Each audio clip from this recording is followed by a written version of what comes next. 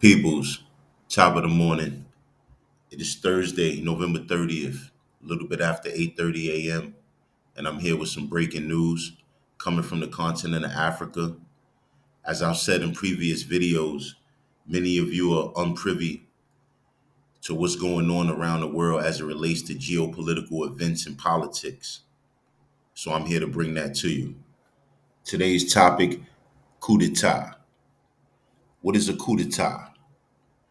A sudden, violent, and unlawful seizure of power from a government. In short, a coup.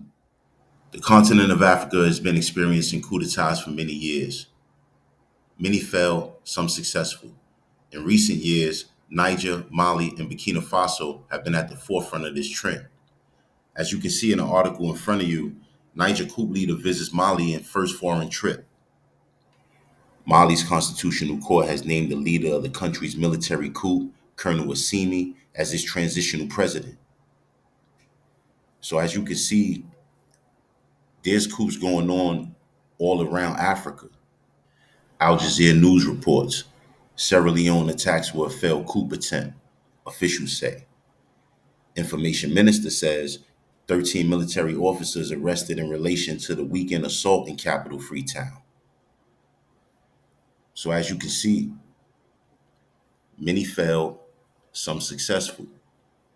But irregardless to that fact, the African people are not just marching. They're not just protesting. They're not just speaking out. No, they're actually doing something. Okay, so let's put into contrast why these colonialistic regimes have such a felonious interest in the African diaspora. How dependent is France on Niger's uranium? The military coup in Niger has raised concerns about uranium mining in the country by the French group Orano and the consequences for France's energy independence. Okay, so France buys pure uranium from Niger. It then takes that uranium, that pure uranium, might I add, and it powers its whole country, its entire country with that uranium. Electricity everywhere, the entire country. Meanwhile, Niger is 80% energy deficient, meaning 80% of the country doesn't even have electricity. So, how is it that you allow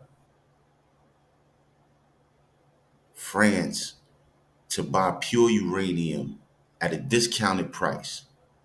This is what the previous leaders was allowing.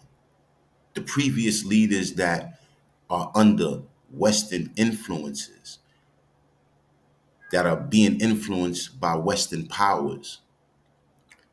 These individuals were sitting in a position of power and allowing these capitalistic, colonialistic regimes to just do as they please in the country.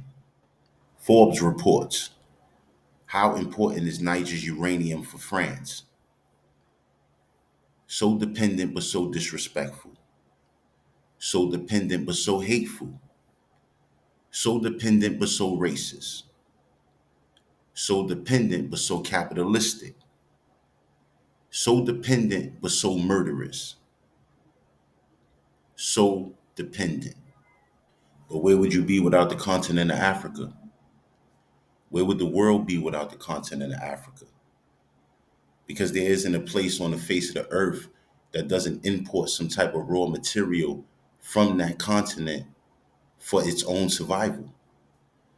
Capitaine Ibrahim Touré. This is on the X platform. This is the sitting president of Burkina Faso. Also, another individual who performed a coup in Burkina Faso and overthrew the sitting president at that time. He is now the sitting president. Salute to him. As you can see in these photos, he's laying the first stone to the Regional University Hospital Center. It'll have more than 300 beds. So Things like this is what's essential. Things like this is really what matters. It's not just about overthrowing the previous regime.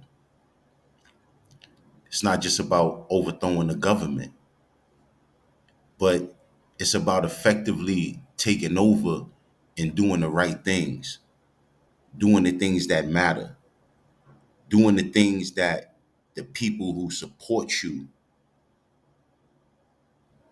feel you should be doing for them, not yourself, because they are the ones that put you in a position of power. It is overwhelmingly gratifying and dignifying to see a people from a distant land that's been going through segregation, oppression, degradation, to see them finally say enough is enough. But there are still places in Africa that have buckled to the Western regimes and stand against our brothers and sisters in their fight for freedom. I'd also like to add that America and its Western allies are not exempt from these tactics. America has participated and funded in coups d'etats around the world to move political opponents out of positions of power to secure its interests globally. So, in closing, let me know how y'all feel about this. Did you know about this? Does this make you angry? Does this make you proud? Does it make you sad? Drop a comment in the comment section. Once again, always remember, stay vigilant, stay safe. Peace.